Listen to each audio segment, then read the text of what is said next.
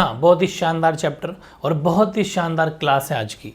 यहाँ से तो आपने क्लास 10th में भी क्वेश्चन पढ़ा होगा और कॉम्पिटिटिव एग्जाम में यहाँ से सीधा सीधा क्वेश्चन, सीधा डायरेक्ट, और आपके बोर्ड के एग्जाम में यहाँ से 100% क्वेश्चन आना है। ठीक है, बड़े ध्यान से पढ़ना। आज अपनी जो हेडिंग रहेगी आज की सेशन की वो रहेगी खाद्यान्न फसल। बहुत तगड़े तरीके से अपने चैप्टर को कर रहे हैं। अगर आपका पढ़ा हुआ है फिर भी इसको पढ़ना है, ठीक है, क्योंकि मैंने बहुत परफेक्टली नोट्स बनवाए हैं। कहाँ कहाँ ज़्यादा जोर देना है वो अगर मुझे सुनोगे तो आपको पता चलेगा। फूड ग्रेन्स की अपन बात करें तो फूड ग्रेन्स के अंदर मेनली अनाज है, हालांकि वो तिलन है जो ऑयल फूड है, वो भी अपन बात करेंगे, लेकिन अभी वो नेक्स्ट क्लास में होगा। आज अपन पढ़ेंगे अनाज, सीरियल्स के बारे में। कंप्लीट अनाज कौन कौन सा आपके कोर्स में है, मेन जो एक्चुअली कॉम्पिटिटिव एग्जाम में पूछा जाता है वही मेन आपके लिए भी एनसीईआरटी बुक में दे रखा है। बेसिकली अनाज में पढ़ेंगे पर राइस यानी कि चावल, व्हीट गेहूँ, ज्वार, बाजरा, मक्का, मेज, और 6 नंबर दालें। अब देखो ये नंबरिंग दालों के अंदर हैं 2, चना यानी कि ग्राम, और अपना अरहर यानी कि तुर जिसको बोलते हैं। ठीक है, तो ये ध्यान रखना 2 तरह की दालें पड़ेंगी। नंबरिंग थोड़ी ठीक कर लेंगे अपन। 6 नंबर, छठे के 2 पार्ट है ऐसा मान लो, ठीक है, और 5 वो हो गए। तो ये अनाज या सीरियल्स अपन पढ़ने वाले हैं आज की सेशन में।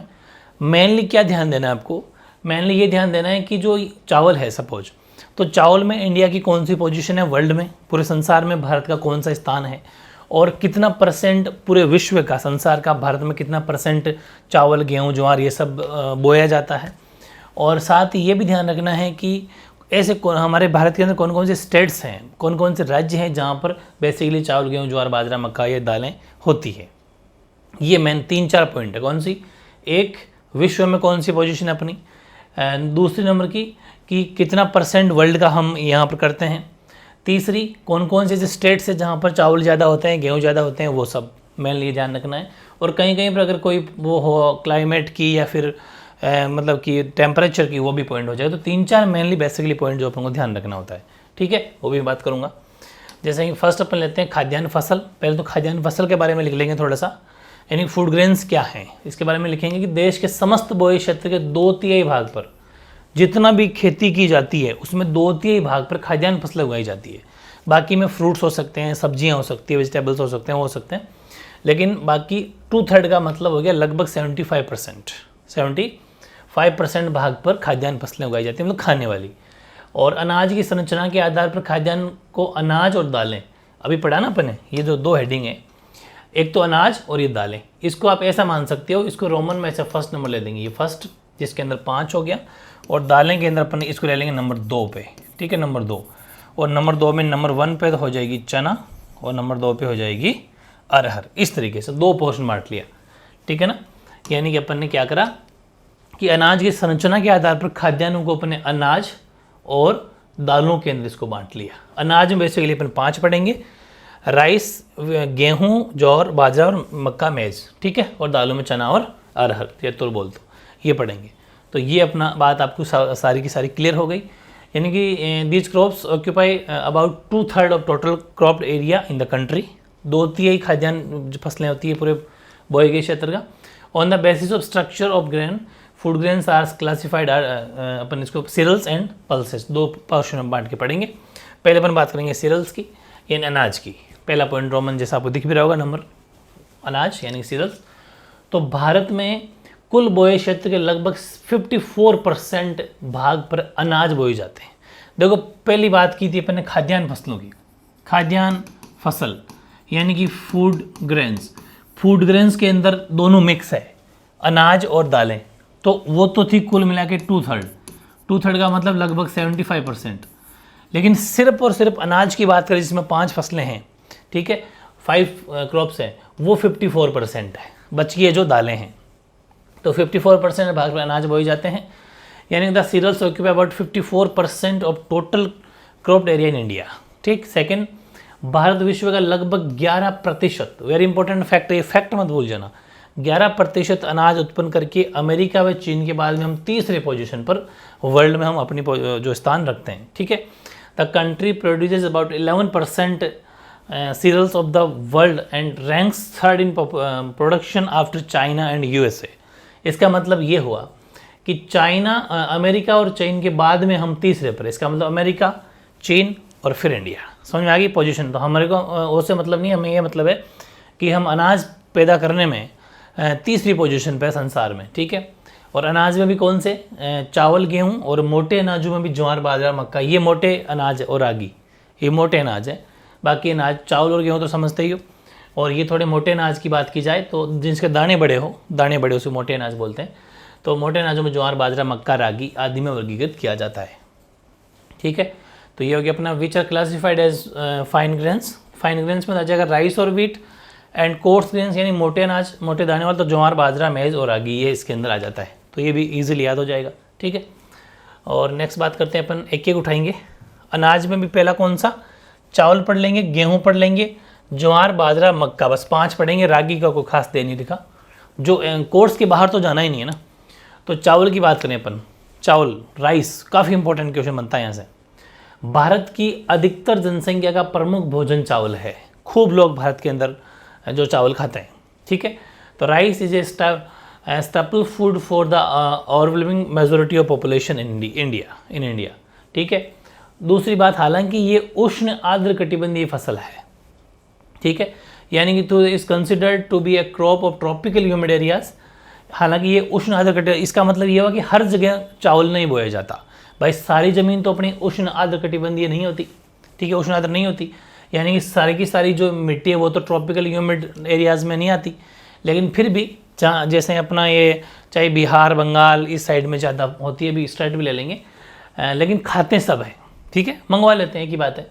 इसकी 3000 से भी अधिक किस्में हैं, चावल की बहुत ज़्यादा किस्म होती है। ठीक है, तो यानी कि it has about 3000 varieties which are grown in different agro climate regions, जो कि अलग अलग कृषि जलवायु प्रदेशों में उगाई जाती है। लेकिन बेसिकली अपन अगर बात करें वेस्ट बंगाल के अंदर, तो वेस्ट बंगाल के जो किसान है वो ये सबसे इंपॉर्टेंट चीज़ है। देखो 3000 फसल वैसे किसी को किस्म याद नहीं होती है, और 3000 किस्म याद करनी भी नहीं, क्योंकि वो तो फिर मतलब ही नहीं है, वहाँ से कोई क्वेश्चन में नहीं बनता और कोई कर भी नहीं पाएगा। बात है पश्चिम बंगाल की, ये करनी पड़ेगी, जो अपनी बुक में फैक्ट दे रखा है कि पश्चिम बंगाल के किसान चावल की 3 फसलें लेते हैं। कौन कौन सी, ओस, अमन और बोरो, 3 फसलें हैं। ये वेस्ट बंगाल की है, ध्यान रखना। वैसे तो 3000 के करीब वैरायटी है, लेकिन अगर बात करें वेस्ट बंगाल की, तो West Bengal farmers grow 3 crops of rice, उसका नाम है अपना हो जाएगा ओस, अमन और बोरो। वेरी वेरी इंपॉर्टेंट है, यहाँ सीधा सीधा क्वेश्चन आएगा। अभी तक क्या पढ़ा, अभी तक ये पढ़ा कि भारत की अधिकतर जनसंख्या का प्रमुख भोजन चावल है। हालांकि ये उष्ण आर्द्र कटिबंधीय फसल है ना। और उसके बाद में आपको ये कह देना कि 3000 से ज़्यादा इसकी किस्म है, लेकिन पश्चिम बंगाल के अंदर वैसे 3 किस्में जो है वो काम में ली जाती है, वो है आपके ओस, अमन और बोरो। ठीक, फिर संसार में परसेंटेज देखें तो भारत विश्व का 21.9% चावल उत्पादन करता है पूरे संसार में। काफ़ी अच्छा परसेंटेज है ये 21.9%। और तथा चीन के बाद में हम 2nd पोजीशन पर, ये 2017 के आंकड़े हैं, और 2017 के आंकड़े ही याद करने हैं आपको। ठीक है, 2022-21 के ये नहीं करने, क्योंकि जो आपकी बुक में दे रखा होता है वो तो कॉम्पिटेटिव एग्जाम में जब आप पढ़ते हो तब वो करंट के फैक्ट जोड़ने पड़ते हैं, बाकी यही है, लगभग यही रहता है रेशियो। तो 2017 के अकॉर्डिंग हम 2nd पोजीशन पर है, और 21.9%। आपको एग्जाम में लिखना भी ऐसा है कि चाइना के बाद में हम, क्योंकि चाइना फर्स्ट है हम सेकंड है, यूँ है। तो India contributes 21.9% of rice production in world and ranked 2nd after China in 2017। बहुत बड़ी चीज़ है, इसको तो याद करना ही करना है, और इसको भी याद करना है, जो पश्चिम बंगाल वाली किस्म है ना वो। अभी तक 2 पॉइंट तो पक्के याद करने चाहिए, सारी याद ना करो तो 2 तो ये हो ही गए। ठीक, फिर देश के कुल बोए क्षेत्र में 1/4 भाग पर चावल बोया जाता है। बहुत बड़ी चीज़ है। जैसे हम जितने सपोज 100% हम बुआई करते हैं, भारत की बात कर रहा हूँ मैं, भारत में जितने भी बुआई करते हैं 100% में से 1/4 का मतलब है 25% भाग पर तो चावल, अकेले चावल बोया जाता है। ये इंडिया की बात है। ठीक है भाई, इंडिया में जितनी भी खेती की जाती है ना, उसका 1/4 मतलब 25% चावल बोए जाते हैं। ये बड़ी चीज़ है। About 1/4 of the total cropped area in the countries under rice cultivation. इसका मतलब समझ सकते हो कितनी पॉपुलेशन चावल खाती है, या चावल उनका भोजन है। और देश के अब ये सबसे इंपॉर्टेंट हो जाएगा वापस, कौन कौन से स्टेट है जहाँ पर है। लेकिन इनमें भी मैंने थोड़ा और लेवल का बना दिया। एग्जाम में आजकल क्वेश्चन ऐसा भी पूछा जाने लग गया कि प्रति हेक्टेयर मतलब बीघा से थोड़ा ज़्यादा होता है हेक्टेयर, प्रति हेक्टेयर कहाँ पर ज़्यादा चावल होता है और प्रति हेक्टेयर कहाँ पर कम चावल होता है। दोनों ही तरह के क्वेश्चन मैंने लिख दिए। बहुत इंपॉर्टेंट चीज़ है ये, डीप अगर जाते हो तो यहाँ से क्वेश्चन आ सकता है। क्या कि देश के प्रमुख चावल उत्पादक राज्य तो मेनली तो पश्चिम बंगाल, उत्तर प्रदेश और पंजाब है। ये तो चलो मोटा मोटी आपको याद रखना है ना, वेस्ट बंगाल, यूपी और अपना पंजाब, ये देश के प्रमुख जो भारत के अंदर सबसे ज़्यादा जहाँ पर चावल बोया जाता है, उगाया जाता है, वो तो ये हैं। लेकिन अगर अपन प्रति हेक्टेयर पैदावार की बात करें, प्रति बीघा मतलब प्रति हेक्टेयर कौन ज़्यादा पैदा करता है, तो प्रति हेक्टेयर पैदावार में पंजाब है, तमिलनाडु है, हरियाणा, आंध्र प्रदेश, तेलंगाना और वेस्ट बंगाल तथा केरल राज्य ज़्यादा हैं। वहीं कम कौन है, तो कम की बात करें तो देखो ये अपना यहाँ में लिखा हुआ, हाँ इसकी प्रति हेक्टेयर पैदावार मध्य प्रदेश, छत्तीसगढ़ और ओडिशा में बहुत कम है। ऐसे क्वेश्चन आ जाते हैं कि प्रति हेक्टेयर के हिसाब से उन राज्यों के नाम लिखिए, उन स्टेट्स के नाम लिखिए जिनकी पैदावार प्रोडक्शन ज़्यादा है, तो वो हो जाएगा पंजाब, तमिलनाडु, हरियाणा, आंध्र प्रदेश, तेलंगाना और वेस्ट बंगाल, केरल। सबसे और कम प्रति हेक्टेयर कम तो वो है मध्य प्रदेश, छत्तीसगढ़, ओडिशा। क्योंकि इनकी क्या वजह है, इनकी वजह है कि ये तो वर्षा पे डिपेंड है, बारिश होती है तब चावल करते हैं ये लोग, जबकि एक्चुअल में ये सिंचाई करते हैं, ये तो कुएं, ट्यूबवेल से, नहरू से, कैनाल से, इन सब से, ठीक है। और एक लाइन हरित क्रांति वाली भी डाल देना, जो अपन ने पहले पढ़ी भी थी कि हरित क्रांति के अंतर्गत हरियाणा, पंजाब के सिंचित क्षेत्रों में चावल की कृषि 1970 से प्रारंभ की गई थी, अपने पहले पढ़ लिया ये चैप्टर में, ठीक है। तो ये सारी बातें इसमें लिखी हुई है जो आपको इजीली समझ में आ गई होगी। तो मेनली ये ध्यान रखना है कि आपको प्रति hectare, per hectare, yield per hectare is very low, एक तो वेरी लो और पर हेक्टेयर, इंग्लिश में थोड़ा सा ठीक कर लेना, ये यहाँ पर यील्ड लेवल का मतलब ये हो जाएगा पर हेक्टेयर, ठीक है। यील्ड लेवल पर हेक्टेयर की अपन अगर बात करें तो वो पंजाब, तमिलनाडु, हरियाणा, आंध्र प्रदेश, वेस्ट बंगाल, यहाँ तो पर हेक्टेयर ज़्यादा होती है, और ये हो गया yield per hectare is very low, ठीक है। और ये हो जाएगा यील्ड पर हेक्टेयर ज़्यादा होता है। तो ये दो मोटा मोटी दो अलग से क्वेश्चन बन सकता है कि पर हेक्टेयर कौन से स्टेट है ज़्यादा में, पर हेक्टेयर कौन से स्टेट है कम में, काफ़ी इंपॉर्टेंट चीज़ बन जाएगी, ठीक है। तो ये था अपना राइस। अब बात करते हैं वेरी इंपॉर्टेंट गेहूं की, व्हीट। तो भारत में चावल के बाद में गेहूं दूसरा अनाज है, चावल तो फर्स्ट है ये, उसके बाद में खाया जाने वाला जो है वह गेहूं, ठीक है। अब जैसे ये है 12.8%, भारत विश्व का 12.8% गेहूं उत्पादन करता है, वेरी इंपॉर्टेंट, ठीक है। और ये मुख्यतः शीतोष्ण कटिबंधीय फसल है, अतः इसे अपन रबी की ऋतु में बोलते हैं, या तो रबी ऋतु बोल दो या फिर शरद ऋतु बोल दो, बात एक ही है, शरद या फिर रबी की अपन रबी क्रॉप्स इसमें बोया जाता है। तो wheat is the second most important cereals crop in India after rice, चावल के बाद में। और India produce about 12.8% of total wheat production of world, 2017 के आंकड़े के अनुसार ये है, ठीक है।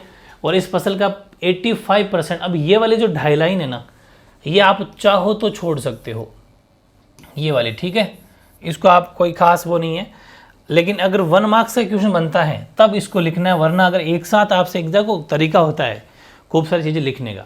अगर गेहूं के बारे में, अकेले गेहूं के बारे में पूछे कि 2 नंबर में लिखिए, तब आपको 2 लाइनें तो वो लिखनी है और नेक्स्ट 4 लाइनें ये लिखनी है।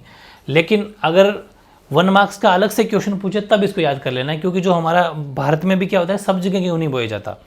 जो उत्तरी भारत है, जो नॉर्थ इंडिया है, वहाँ पर मोस्टली 85% पूरे गेहूँ का 85% नॉर्थ इंडिया में गेहूँ बोया जाता है, यूपी, पंजाब, हरियाणा, राजस्थान में भी थोड़ा सा, इन सब में तो ध्यान रखना, एमपी, इन सब में। तो इस फसल का 85% क्षेत्र भारत के उत्तरी मध्य भाग तक केंद्रित है, अर्थात उत्तर गंगा का मैदान, मालवा पठार और हिमालय पर्वत श्रेणी में 2700 मीटर की ऊंचाई तक। तो चाहो तो इसको बिल्कुल छोड़ सकते हो, ज़्यादा इंपॉर्टेंट नहीं, लेकिन थोड़ा सा रफली ये याद रख लेना कि 85% नॉर्थ इंडिया के अंदर जो है वो बोया जाता है, बस बाकी तो इतना पढ़ना ही पड़ेगा। रबी सीजन वाली बात अपन लिख ली, is primary a crop of temperate zone, ये टेम्परेट जोन में बोई जाती है, hence its cultivation in India is done during winter, यानी कि रबी सीजन। बस यहाँ तक लिख देना। इसके बाद में ये मैन है कि देश के कुल बोए क्षेत्र में लगभग 14% भाग पर गेहूं की खेती की जाती है। टोटल जो खेती की जाती है इंडिया में, उसके 14% भाग पर गेहूं बोया जाता है, ये चीज़ है। जैसे अपने पढ़ा था चावल का, देखो राइस कहाँ गया, 21% पढ़ा, 11% तो वर्ल्ड में थे अपन, अनाज में कहाँ गया चावल, ये रहा।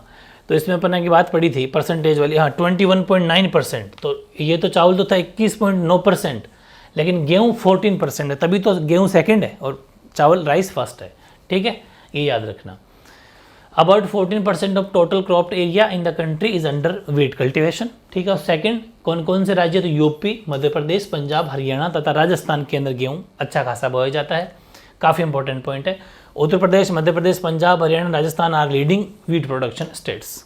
दोनों ही पॉइंट इंपॉर्टेंट, ये और अगर फर्स्ट पॉइंट बात करूँ तो ये भी यहाँ तक, ठीक है, यहाँ तक बोया जाता है तक। हाँ, 3 लाइन है तो ये मान लीजिए, और फिर 2 पॉइंट ये हो जाएंगे, वेरी इंपॉर्टेंट। फिर अपन बात करें थोड़ा सा और एक्स्ट्रा कि जिसमें पर हेक्टर की बात करें तो पंजाब हरियाणा में गेहूं की उत्पादकता प्रति हेक्टर 4000 किलोग्राम प्रति हेक्टर, यानी कि ज़्यादा है। अगर ये ब्रैकेट वाली बात ना भी लिखो तो इतना सा याद रखना कि पंजाब हरियाणा में गेहूं की जो पर हेक्टर उत्पादकता प्रोडक्टिविटी है वो ज़्यादा है, जबकि उत्तर प्रदेश, राजस्थान और बिहार में प्रति हेक्टर पैदावार मध्यम है, और मध्य प्रदेश, हिमाचल प्रदेश, MP और HP, ठीक है, और जम्मू कश्मीर, इनमें कृषि वर्षा पर आधारित तो सीधी सी बात है कम है। तो यानी कि मेरी बात सुन लो, अपने राइस में क्या पढ़ा, पर हेक्टर ज़्यादा और पर हेक्टर कम, लेकिन यहाँ अपन पढ़ रहे हैं पर हेक्टर ज़्यादा, ठीक, एक तो ज़्यादा पढ़ रहे हैं, एक अपन मीडियम भी पढ़ रहे हैं, और इसमें कम भी पढ़ रहे हैं, इसमें 3 पढ़ रहे हैं। ज़्यादा की बात की जाए तो ज़्यादा में तो है पंजाब और हरियाणा, यहाँ पर ज़्यादा है पर हेक्टर, बहुत लोग ज़्यादा, 4 क्विंटल, 4000 किलोग्राम का मतलब हो गया 4000 किलोग्राम का मतलब समझ सकते हो आप, 1 क्विंटल में 100 kg होते हैं। तो इसका मतलब ये हो गया प्रति हेक्टर 4000 किलोग्राम का मतलब है, अगर आप 100 का भाग देंगे तो 100 का भाग देंगे इसमें 4000 में, तो आप समझ लो कि 40 क्विंटल, समझ लो 40 क्विंटल। तो ये यहाँ पर ज़्यादा पैदावार है, जो कि सबसे ज़्यादा है पंजाब और हरियाणा के अंदर, पर हेक्टर गेहूँ पैदा करते हैं लोग। जबकि यूपी, राजस्थान, बिहार मीडियम है, मीडियम रेंज है, और मध्य प्रदेश, हिमाचल प्रदेश में बारिश पर डिपेंड, इसलिए सबसे कम है, क्योंकि बारिश का तो वो कह नहीं सकते, बारिश तो एक कहते हैं ना, मानसून तो एक जुआ है, ठीक है, तो वो तो कोई कह नहीं सकते, वहाँ पर कभी अच्छी हो जाती है तो कभी कम हो जाती है। तो yield level of wheat is very high, तो वो कह देंगे पंजाब और हरियाणा, और मीडियम है उत्तर प्रदेश, राजस्थान, बिहार, इसमें मॉडरेट यील्ड्स है। और state like Madhya Pradesh, Himachal Pradesh and Jammu and Kashmir, यहाँ पर अपन बात करें तो ये growing wheat under rainfed condition very low yield है। तो ये ध्यान रखना, हाई, मीडियम और लो, 3 तरह की यील्ड है, 3 तरह की पर हेक्टर वो कैपेसिटी आपको जरूर याद रखनी है। बात करते हैं ज्वार की, तो देश के कुल बोई क्षेत्र के 16.5% भाग पर मोटे अनाज बोए जाते हैं। मोटे अनाज में ज्वार प्रमुख है, ठीक है, इनमें ज्वार क्योंकि काफ़ी बड़ा दाना होता है, अगर आपने कभी ज्वार देखा हो, ठीक है, जो कुल बोए क्षेत्र का 5.3% है भारत का, ठीक है, भारत का मात्र 5.3% है। जैसे चावल 21 पॉइंट था ये, और गेहूँ 12 पॉइंट था, ये 5.3 है, ठीक है, ये हो गया। The coarse cereals together occupy about 16.50% of total occupied area in the country. 16.5% भाग मोटे अनाज बोए जाते हैं, जो कुल बोए क्षेत्र का 5.3% है, यानी कि among these jowar is Sargam long accounts for about 5.3% of total cropped area Bharat के बारे में। तो उस क्रॉप्ड एरिया का टोटल 5.3, हालांकि मोटा अनाज तो 16.50 में बोया जाता है। मोटा अनाज में ज्वार नहीं होता, मोटा अनाज में पल्सेस दालें भी आ जाती है, लेकिन अगर सिर्फ ज्वार की बात की जाए तो 5.3% है, ठीक है। नेक्स्ट बात करें अपन, तो ये दक्षिण व मध्य भारत के अर्ध शुष्क क्षेत्रों की प्रमुख खाद्य फसल है। वो लोग तो खाते हैं इसको, जो हमारा साउथ इंडिया और जो मध्य भाग भारत है उसके जो अर्ध शुष्क क्षेत्र है उनकी प्रमुख खाद्य फसल है, यानी कि it is main food crop of semi arid areas of central and southern India, ठीक है। और महाराष्ट्र राज्य अकेला, सबसे बड़ी चीज़, नोट लिख के लिखना, अलग से अंडरलाइन कर लेना, महाराष्ट्र राज्य अकेला देश की आधे से अधिक ज्वार उत्पादन करता है। मतलब आधे, पूरे भारत में जितना भी ज्वार होता है ना, उसका आधे से ज़्यादा तो अकेला महाराष्ट्र कर लेता है पैदा। समझ गए होंगे इसका मतलब क्यों करता है, क्योंकि वहाँ के लोग ज्वार खाते हैं, ये पक्की बात है। तो ये हो जाएगा महाराष्ट्र। और दूसरी बात क्यों करता वाले का आंसर ये है कि एक तो वहाँ के लोग खाते हैं, दूसरी बात वहाँ होता है इसलिए। जैसे बाजरे के अंदर राजस्थान फर्स्ट है, वैसे ही तो Maharashtra along produce more than half of the total jowar production of the country, ठीक है।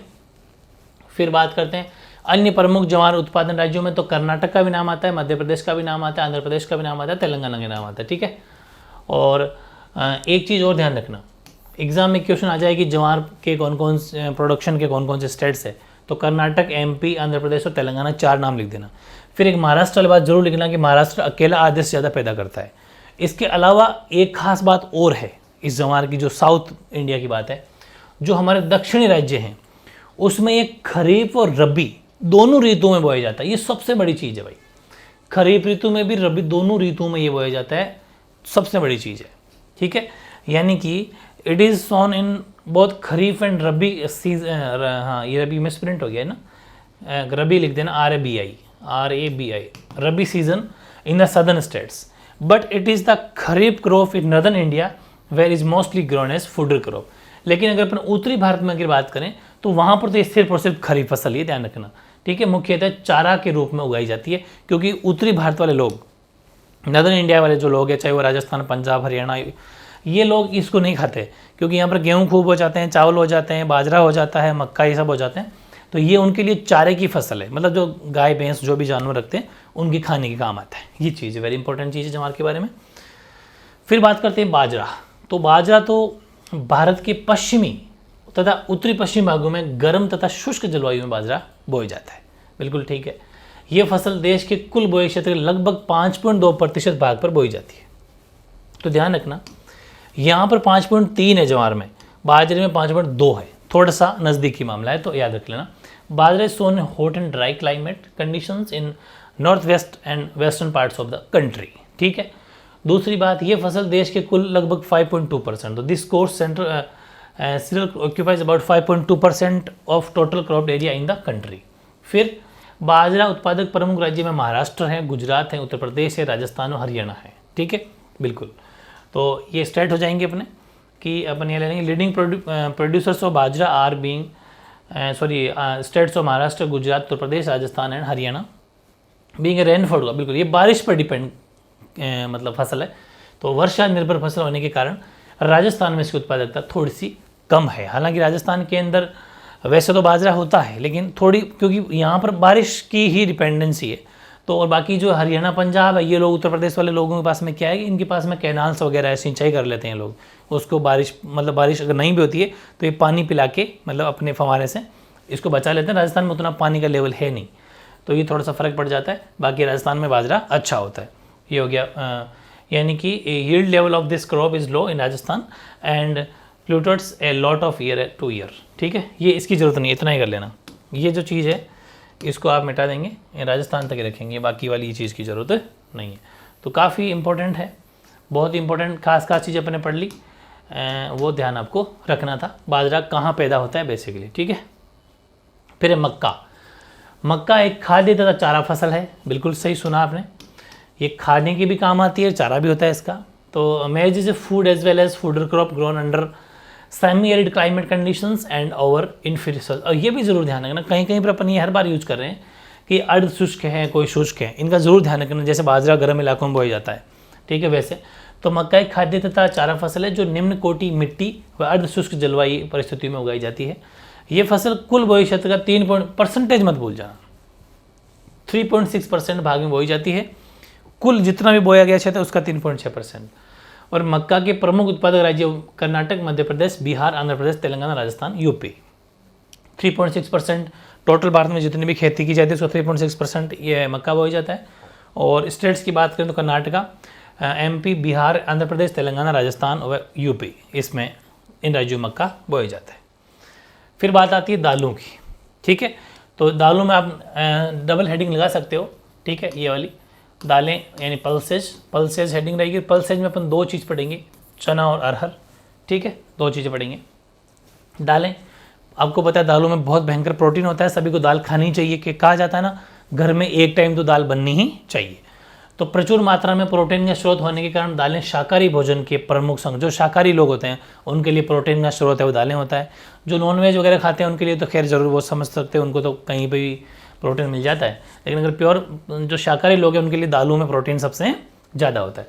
तो pulses are a very important ingredient of vegetation food as these are rich source of proteins, बिल्कुल सही है। ये फलीदार फसल है, बिल्कुल जैसे आप मूंग भी देखते हो, चाहे मोठ देखते हो, चाहे आप चवड़े देखते हो, कोई सी भी देखते हो, उनको फलियाँ लगती है और फली में से दाना निकलते हैं बाहर, ठीक है। तो ये फलीदार फसलें हैं। और जिसने नहीं देखे ज़रूर देखना चाहिए, जो शहरी बच्चे हैं उनको तो ये पता भी नहीं कि दालें कैसे उगती हैं, उनको कभी गांव की शेयर करनी चाहिए, देखना चाहिए कैसे किसान खेतीबाड़ी करते हैं, ठीक है। ये फलीदार फसल है जो नाइट्रोजन यौगीकरण के द्वारा मिट्टी की प्राकृतिक उर्वरता बढ़ाती भी है। जहाँ पर दालें उगाई जाती है ना, उसके बाद में इनकी जड़ें वगैरह अंदर रह जाती है, क्योंकि उनको ऊपर से काटा जाता है, और वो जड़ें जब अंदर रहती है तो खेती भी फर्टाइल होती है, नेक्स्ट टाइम और अच्छी फसल होती है। तो बहुत बेनिफिट है इसका, खाने के लिए भी अच्छी है और वैसे भी अच्छी है। तो these are legume crop which increase in natural fertility of soil through nitrogen fixation. India is a leading producer of pulses in world. Bharat दालों का प्रमुख उत्पादक देश है। ये लाइन, ये ठीक है, नीचे लिख दी, ये वाली लाइन है। भारत प्रमुख दालों का प्रमुख उत्पादक देश भारत है। The cultivation of pulses in the country is largely concentrated in the drylands of Deccan and central plateaus and north west part of the country. देश में दालों की खेती अधिकतर वह दक्कन पठार, मध्य पठारी भागों तथा उत्तरी पश्चिमी शुष्क भागों में की जाती है। राजस्थान में भी खूब दालें होती है, ठीक है। और लास्ट पॉइंट पर ले लेंगे, देश के कुल बोई क्षेत्र का 11% भाग दालों के दिन है। काफ़ी परसेंट, अच्छा परसेंटेज, बाजरे से भी ज़्यादा है।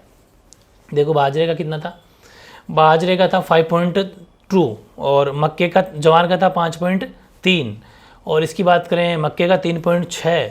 तो दालों में दालें जो काफ़ी अच्छा परसेंटेज रखती है भाई 11%, 11% टोटल दालें ही बोई जाती है भारत के अंदर। और उनमें चना और अरहर, ठीक है, चना और अरहर प्रमुख दालें हमारे यहाँ पर। हालांकि मूंग भी हैं, लेकिन चावले भी हैं, मोठ भी हैं, लेकिन मेनली जो है वो चना और अरहर को ज़्यादा माना गया है, ठीक है। ये बात हो जाएगी। तो 11% हो गया total cropped area in the country. और ग्राम एंड तुर बोल दो चाहे अरहर बोल दो, main pulses cultivated in India. इन दोनों के बारे में अपन पढ़ने वाले हैं। पहली कौन सी, पहली अपना चना, ये फर्स्ट नंबर हो जाएगा दालों में पहली, ठीक है। 7 की जगह 1 लगा लेंगे। ग्राम यानी कि चना, तो चना पहली बात तो ये कि किस इलाकों में बोई जाता है, तो चना उपोष्ण कटिबंधीय क्षेत्रों की फसल है और ये मुख्यतः वर्षा पर आधारित फसल है, ठीक है, जो रबी की ऋतु में, बिल्कुल जो वर्षा की और रबी ऋतु में बोई जाती है, ठीक है। देश के यानी कि chickpea is a crop of sub tropical regions, it is mainly rain crop which is sown in rabi season, ठीक है।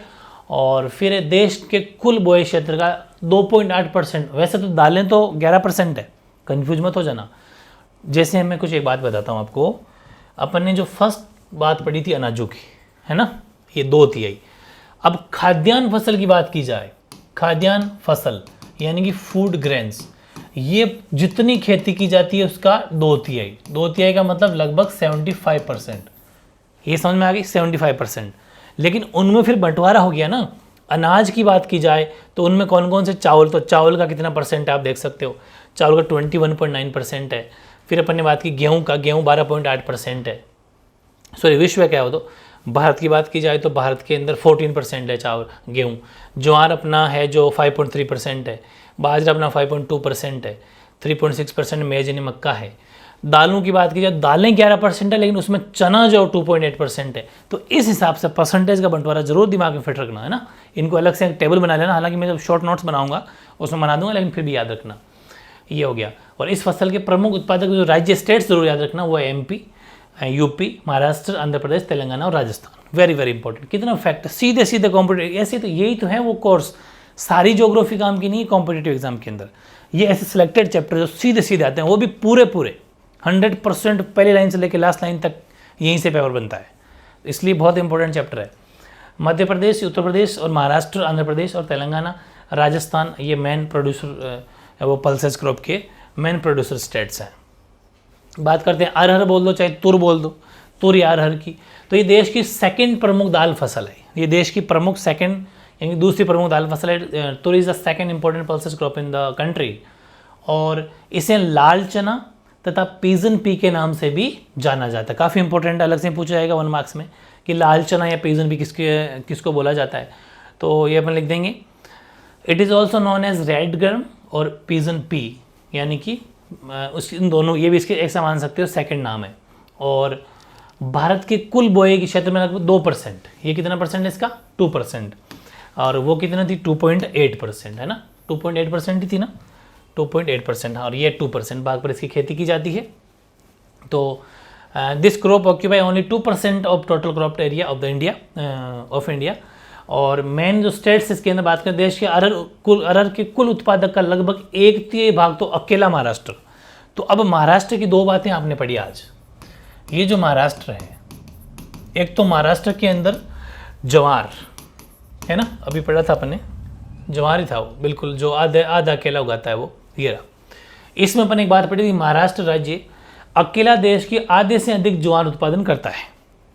ये ज्वार का आधा यानी 50% से भी ज़्यादा करता है। और सेम टू सेम यहाँ पर भी जो महाराष्ट्र है वो जवार में भी, और ये बात कर देंगे अपन अरहर बोल दो, चाहे तुर बोल दो, ठीक है, तुर, इनमें भी ये जो महाराष्ट्र स्टेट है वो उसमें तो आधा, और यहाँ पर है 1/3, 1/3।